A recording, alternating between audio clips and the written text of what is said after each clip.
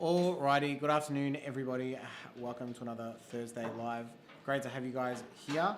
It's a pretty miserable afternoon here outside in Melbourne, so I'm glad to be inside. We're setting some diamonds today. We have one that I haven't done, I know for a fact I haven't done on a live before, and it's our Noor design. So we've got a pear and a round stone, one of our Trois et Moi rings, but with a bit more of a curve to it. So it's a bit more... got a little modern twist. I'm going to get straight into it because I've got a fair bit to get through today, so I don't want to spend too much time blabbling on with no reason.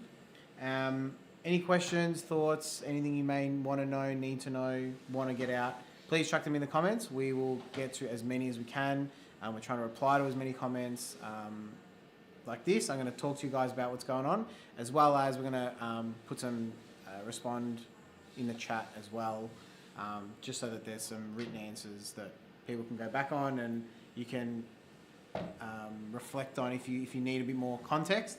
But nonetheless, we're going to get going. So I'm going to start with the round stone on this one, because I usually find it's easier to deal with the four claw settings first and then move to the pear, especially when the pear's only got 3 claws. Actually not too bad to deal with, quite manageable. So we just want to open everything up like normal, and I just want to gauge how our round is going to fit in the setting. So also want to try and get the stones sitting at a really as close to the same height as possible, especially when this kind of ring, they're meant to sit flat up against each other like that. So it's important that we spend the time to get the placement and the height of the stone accurate. Whereas if one's really high, one's really low, it kind of looks a little bit disjointed. Sometimes there's no choice. Some stones are a lot deeper than the other, and there's a bit of adjusting. But where we have a bit of room, we want to try and get them as close as possible.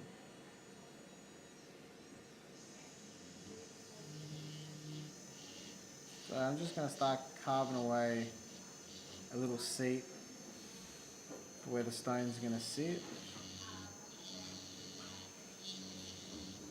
And this is what's going to hold our stone in place. And this actually also is what's going to give us the height. We want to get it as even as possible so that the height is right, like I just said. So these little cuts that we're putting in now are super, super critical.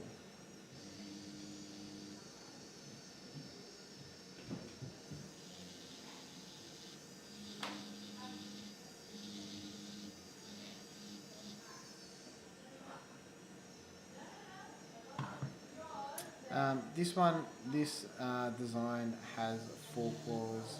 The 4 claw eagle tip for the round and a 3 claw eagle tip for the pear. I'm definitely not against someone wanting to customize and go with a 3 claw round or a 4 claw round, on either stone. Or we could potentially even put like a V claw on the pear. Something different would look really cool. It's one of those designs where you actually have a lot of options that you can make subtle adjustments with that without being too crazy and too difficult at the same time.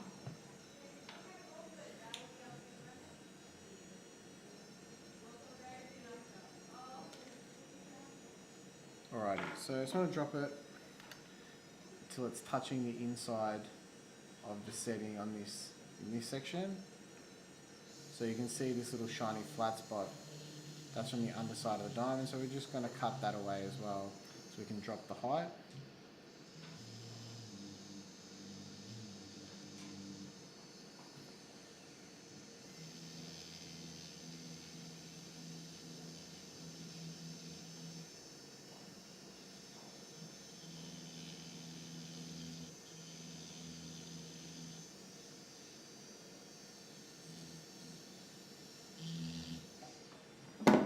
Okay.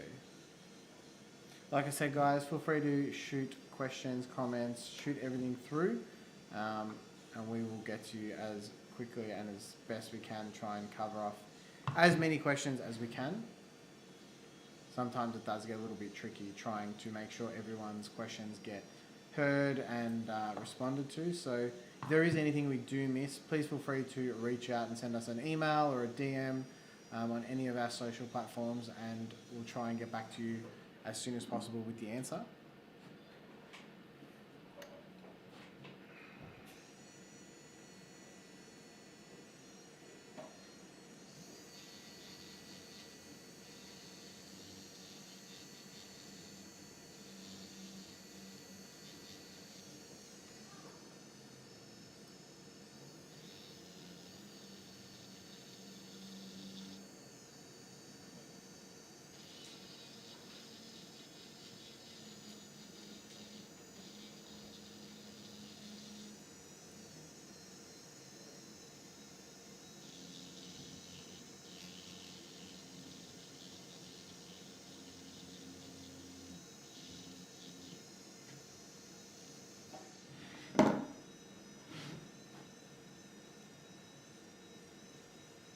Alright, so we'll just use this little bit of wax here to try and lower our stone in, just so I can see.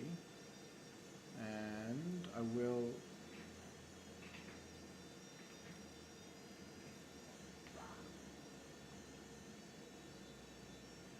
right, so it's not too bad. I think we still want to drop it a little bit lower in the meantime. In the meantime, we do have something here. A Taiwan, yes. How do we make sure you secure both stones properly? Does one affect the other? That's a great question, Kath. Really glad you asked that. So both stones have their, as you can see, have their own settings, have their own sets of claws. In short, you just set it like you would a single solitaire ring or a trilogy. You just set one at a time. So I focus on one, make sure I'm happy with it, get it right as if that's the only one there, and then move on and just repeat the process for the second one. The only thing that really changes for me is maybe the order that I'm going to set them in, or adjusting the way I'm going to clean up my claws, because once I set the second stone, I've got less access to that little area or something like that. But in terms of security, both stones have their own settings, their own sets of claws. If it's in a bezel, they've got their own bezels. It is really, really secure. So you should really, it's not too much to be concerned about having multiple. If you do a 2 or 3 or a 4 stone ring, they've got their own settings and sets of claws that independently hold them together. So it gives you that peace of mind as well. We do have one more question here. Just having a few technical difficulties at the same time.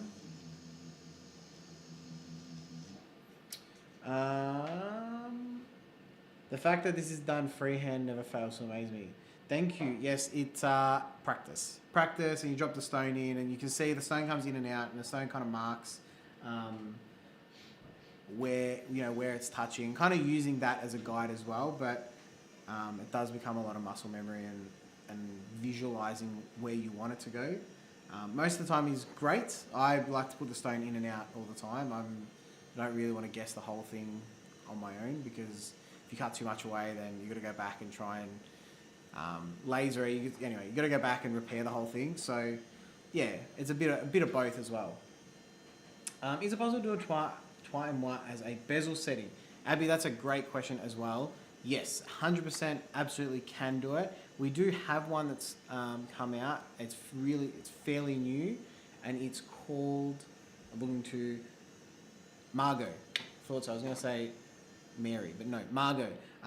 That's I think it's a radiant pair off the top of my head. That's an emerald pair, but you could do it with any 2 sets of stones. So the Margot has a half bezel on the back of the pair and a V-claw on the front and a full bezel on the emerald. But you can certainly do that with any 2 stones. You could do a trilogy with bezels, not a problem. So that'd be a custom design. We make sure everything sits nicely, fits your finger well, all that kind of stuff, and you just walk the same process. But absolutely, we can do it with a bezel. I think it's a great idea.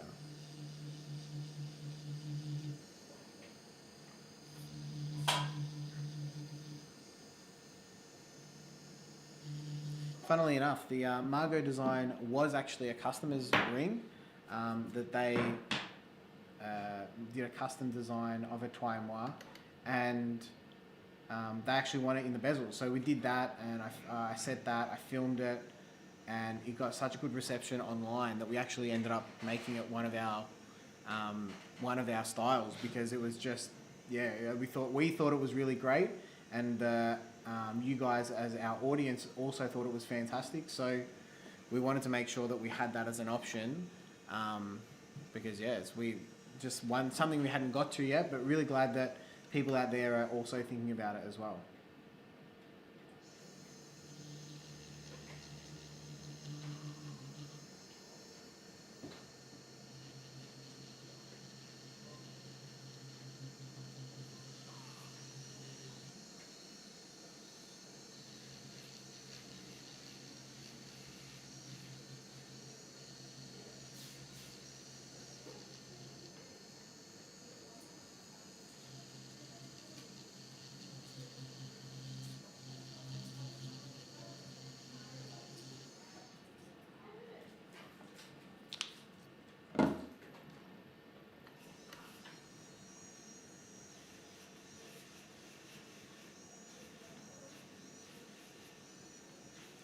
Alright, so we managed to get it to drop lower into that setting, which is awesome. I'm quite happy with, actually. We're just going to just adjust ever so slightly more. We're almost there.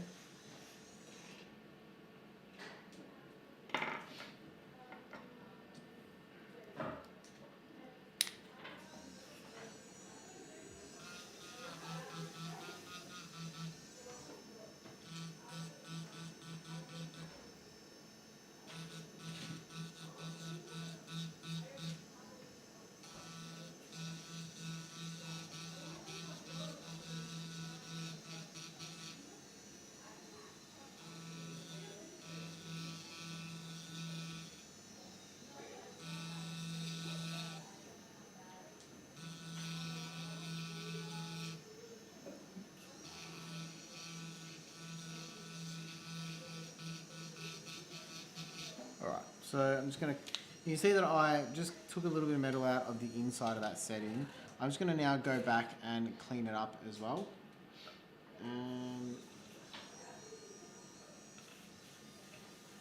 I don't want to leave that exposed section. I just want to very gently, and it also helps keep it really even, take the rest of the metal out that I have missed, so you get a nice even bit of a bezel on that inside, that chamfered edge. So once we can drop this stone in, still a little bit of gap that we can push the stone into, which is perfect.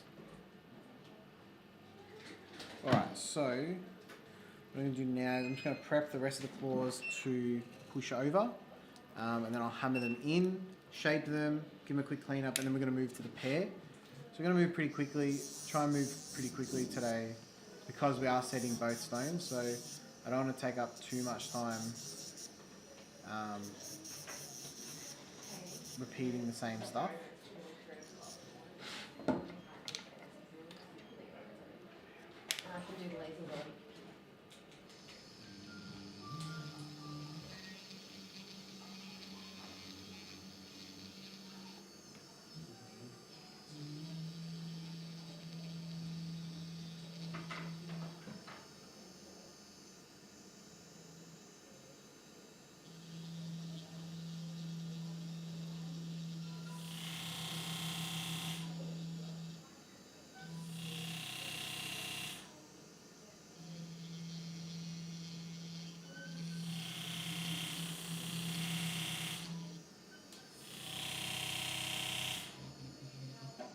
Alrighty, just straighten this bad boy up.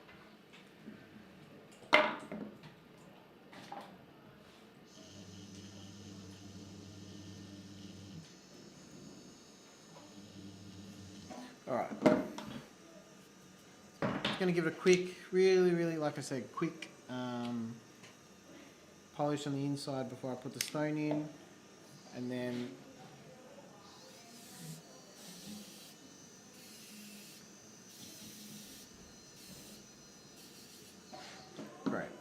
So, what I'll do now, I'll drop the stone in, and I just want to find the laser inscription for the certificate, which is there. I'll zoom in so you guys can see it as well. What I'm going to do is I'm just going to mark it because I don't want to cover it with a claw. So I just want to keep it exposed just in case anyone needs to find it, or we need it to check that we've got the right stone to match certificate.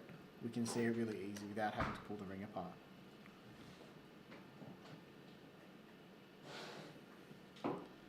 Alright.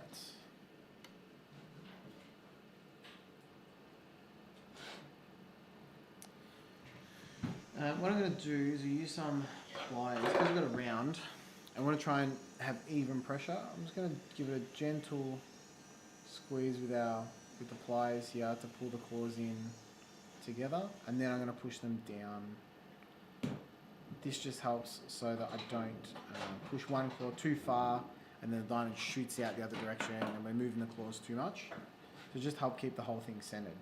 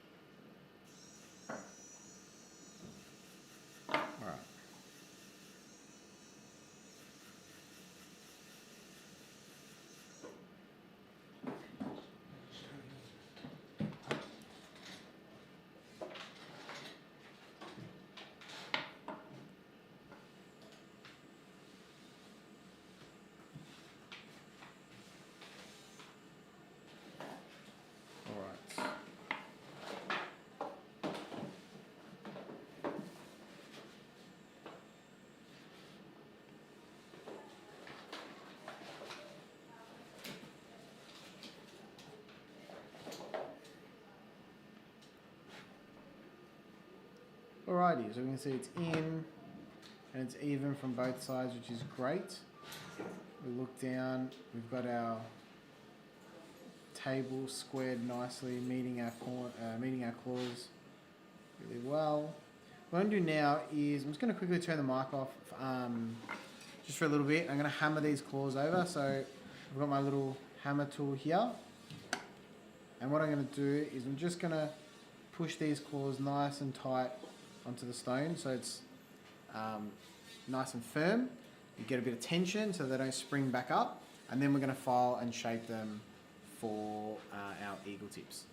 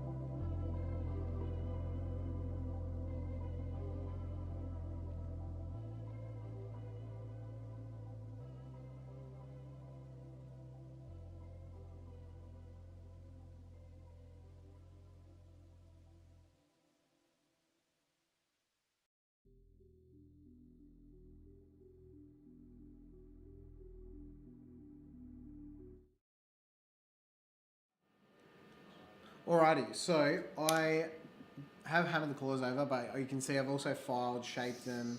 I'm just giving a quick bit of a pre-polish to this inside one because it is going to be really hard to access once I've set that pair. So I'm just giving it a bit of a touch up now. The rest I'll be able to get to when I'm done, but that inside one next to the pair is going to be a little bit tight because I'm going to have that stone in the way. So just giving it a little bit of a polish now, especially so I can get as much access to it as possible. But I will do a final polish on it once I'm done with all the other claws. But also gives you guys a bit of a preview of what the claws are going to look like. So for everyone that's tuning in, that they tune in, regularly, I've seen this a few times. I am doing things slightly out of order that, if you notice that I normally would. And that's just one of the adjustments you make, depending on the settings. So, depending on, because this one's a 2-stone, I can't set both stones, do all the claws, and then clean them up at the end because I'm not going to be able to get into the little gaps. And that's a big problem because we don't want to leave little marks and stuff that, get missed because it's just the job feels a little bit incomplete. So, like I said, just do a few adjustments, clean up as I go. This one I'm just giving a bit of a polish back to because I nicked it with my file, which is not a problem. So just clean that metal back and we're back to being nice and smooth. So we've got a good canvas to start from again. So, similar to how I did the round, I'm going to do the pair. I'm going to open it up. Where is my pair? For anyone asking, anyone interested, both stones are about 1.5 carats each, which I think it's a 1.8 carat round and a 1.5 carat pair, which is a good size, especially if you've got a twine one. It's a really nice size. That anywhere between 1 and 2 carats. Look, if you go bigger, great. Like, bigger is awesome. But I think when you have 2 stones, you don't have to go as big if you don't want to, because you do have 2 stones, you get a lot more coverage. But as always, it is a personal preference. So if you want to do like a Francesca design, you can do that with any design where it's got 1 big stone, 1 small stone, or you would like to do a toimoir with 2 big stones, 2 smalls, 1 big, 1 small, whatever. Anything like that.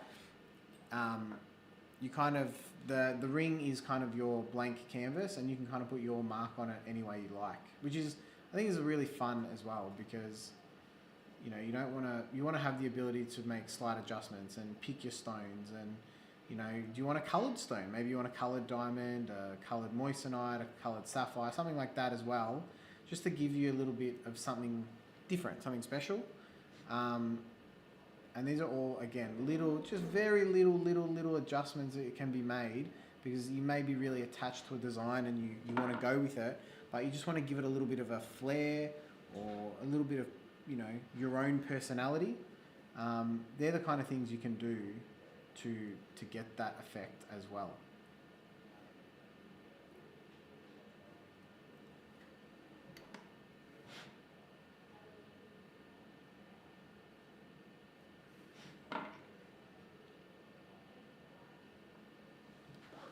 Now you can see before, I remember when I said I was going to spend all that time trying to get the height right, we're really close here, which is nice. Got a really similar height on both stones, and we're going to make sure they're both nice and even and square in the setting, which is fantastic. Just helps give that a uniform look, and it does help that they're around the similar size.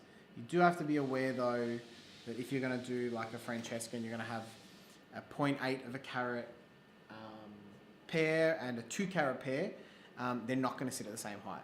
One is substantially deeper and bigger than the other one, so they're not going to sit level. So don't stress too much when they're not the same height because, they're different heights anyway. So to try and get them to be even, you won't get the right effect or the right stylistic design of that ring.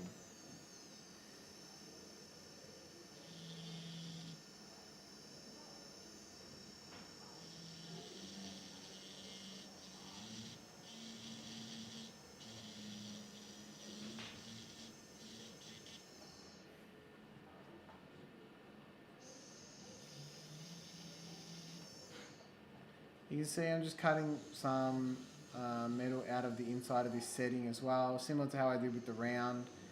You can just see little indents of where the diamond's already pushing, so I just want to give it a bit of a soft spot in those areas, just so it's got a bit of room to squeeze in a bit further, and when I push down on it, it's not going to give me a lot of resistance. So when there's already metal, when the stone's already touching the bezel and I go to hammer down, I'm not compacting the whole thing. It's going to push against me and kind of push my claw back, and I'm not going to get that nice tight setting. So I don't want to take too much out because, like I said, I was really happy with the height. So it's a little bit of give and take, and it's a fine line between this is perfect, this is not there yet. I'm tongue tied. It's not there yet. This is perfect. Oh, I've taken a little bit too much. So patience is key. That's my biggest. That's my biggest response to everybody. Anyone that even thinks they could be remotely interested in jewelry, I implore you to give it a go. Just be aware that you're going to need patience, because it's not going to do what you want it to do the first time, and it's really hard to. It's very easy. To really struggle to try and you know what your vision is in your head, you know what you want it to be, but trying to execute can be really difficult sometimes.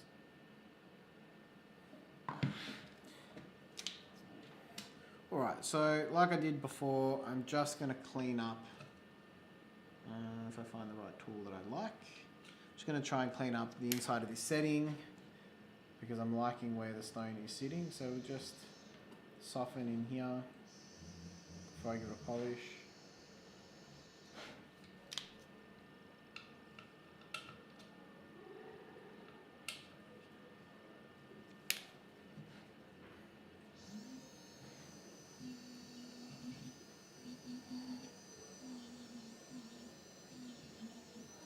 You can see this little tool, this little consumable here, gives me almost like a pre-polished finish anyway. So, which is fantastic. It means I just need to do just a little bit with a polishing brush and a little bit of compound to get there. I don't need to try and take too much metal away to get a nice finish.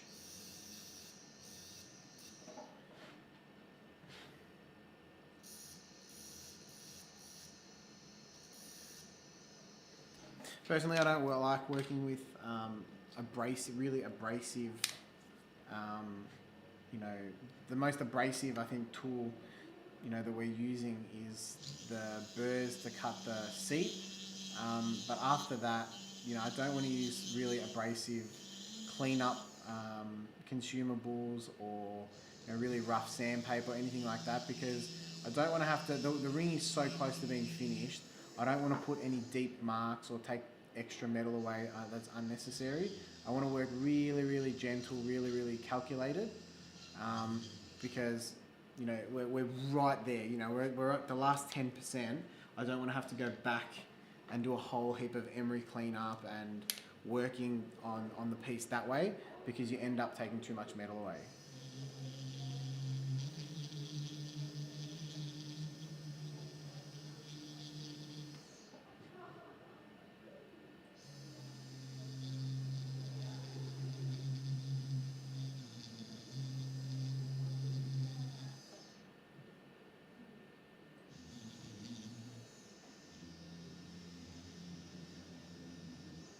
Alrighty, so what I'll do now is going to give it a little polish on the inside.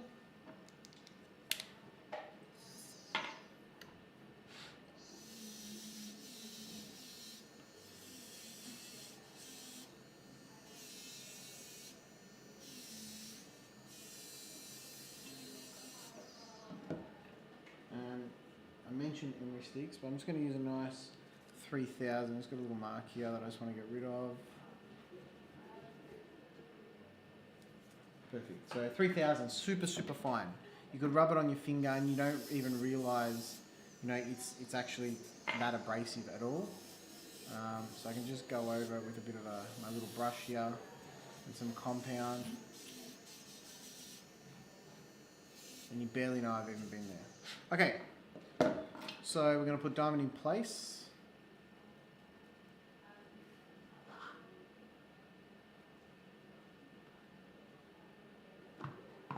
No, we're not. Just going to adjust these claws first.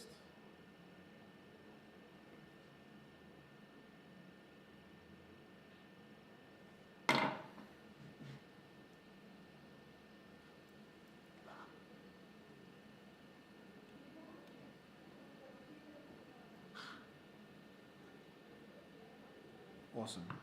What I'm going to do now is stone is in place. I'm happy. Well, I was, but it's moved. I'm just going to put it back in its little spot. Now I'm going to push this front one in to help lock it in place.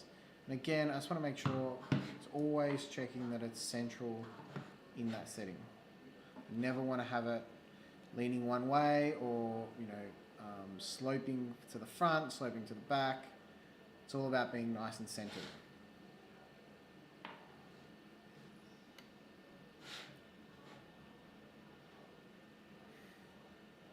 Setting this pair is really similar to setting our Shy on a curved band, which I really, really like that ring. I'm a massive fan. I just can't afford to buy a diamond big enough to put on my big fat fingers, or else I would have one, because I'm a big fan of it. Okay, so diamond is in, it's square, we're even, happy days. What I'm going to do now is, again, we turn the mic off, hammer the claws, finish them off, and then I'll bring you guys back as I finish off the end of the ring when I clean up and polish.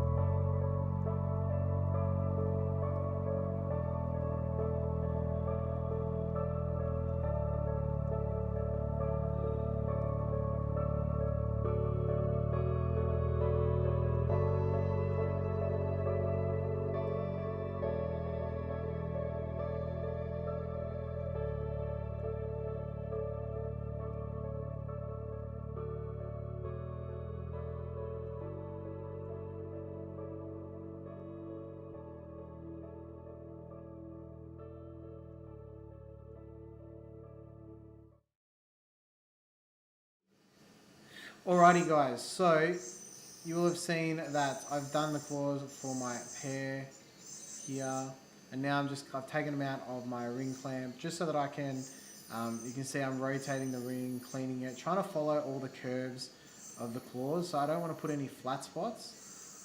So my little ball vise is fantastic for setting the stones, because it gives me a nice fixed angle and I can line it up nice and square. But when I'm like this, really trying to get a really even finish, follow the roundness, all of that kind of stuff, and get all around the whole piece, it's easier to just do it while I hold it in my hand. So just touching it all up, going back over these round ones just quickly because I just need a little bit of love.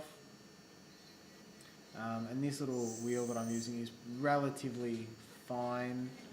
I think they consider it a medium grit, but I'm about to use a super fine one, and touch it all up. Give my sides a bit of a kiss with my ultra fine wheel, and then we're just going to polish it, and you're going to see how quickly the whole piece comes together. And a lot of that is from all the prep work we've done while we were setting, where, you know, like I was saying, I want to use really fine materials. I don't want to use anything too abrasive. I don't want to be aggressive with my movements. I want to keep it nice and smooth, so that when we get to this cleanup stage, it's really, really, really straightforward, really easy. We're just going to lightly, you know, I'm really lightly just rolling these tools over the top of the claws, because I don't want to take metal away. I'm not trying to cut anything. I'm just trying to soften any edges or anything like that. I want to leave my point, obviously, for my eagle tip. But after that, we can see the claw is nice and round. So I want to maintain that. I want to maintain, you know, flat sides for the claw, but also want this nice rounded top on it that gives us that eagle tip look. Now, some people, I know different companies do different style of eagle tips. Personally, I don't think there's a right or wrong. I personally like the way we do it because that's how we've decided we want to do it. And it's nice and rounded on top, flat on the side, point, nice and sharp point.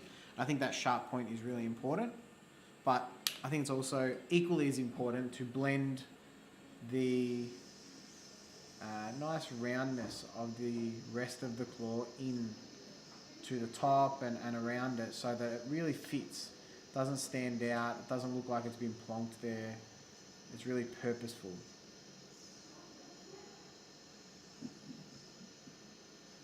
You can just see now, this is my super fine wheel, and I'm just touching up those side sections because we want to have them super, super, super reflective. Sharp, flat, and reflective.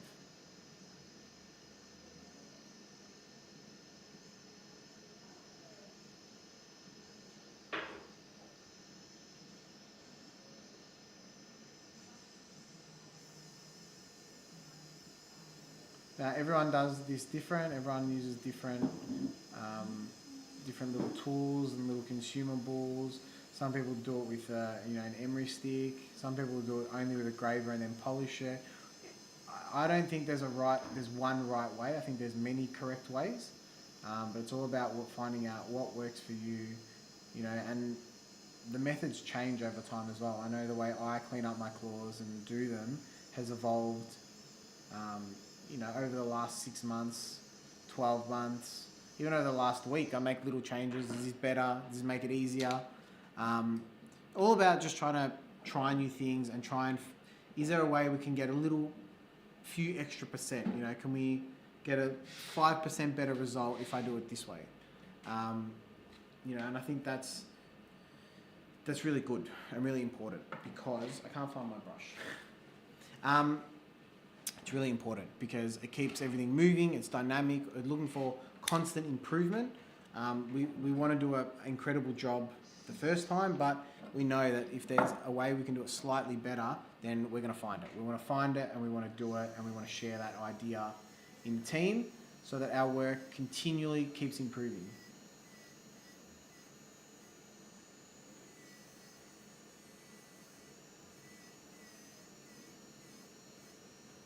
Anyway, like I said, enough talk about how much I like these eagle tips. But you can see, nice little polish here. Don't have to work too hard at all because we've done all that prep work. little bit of compound, nice soft brush, and we've got a nice high polish eagle tip claw.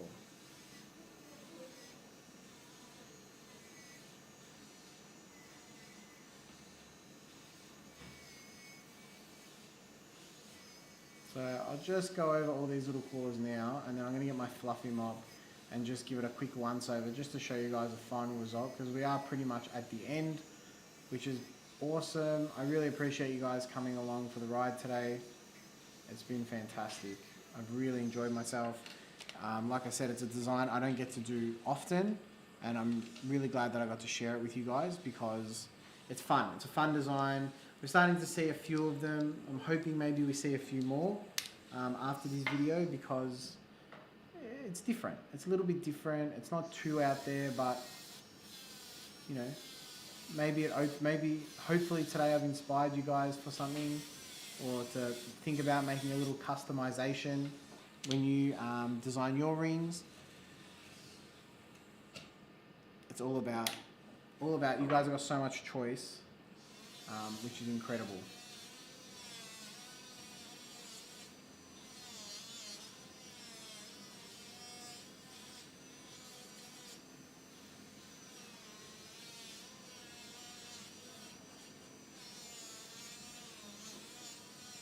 Alrighty guys, there we have it. This is our final piece. This is our Noor 1.7, 1.8 carat round, a 1.5 carat pair. Thank you guys very much for tuning in. It's been an absolute pleasure this afternoon, and thank you for your questions. Anything we've missed or you haven't had answered, please shoot us a DM, an email. Someone will get back to you with the answer, and hopefully I will catch you guys very soon. Thanks guys, bye.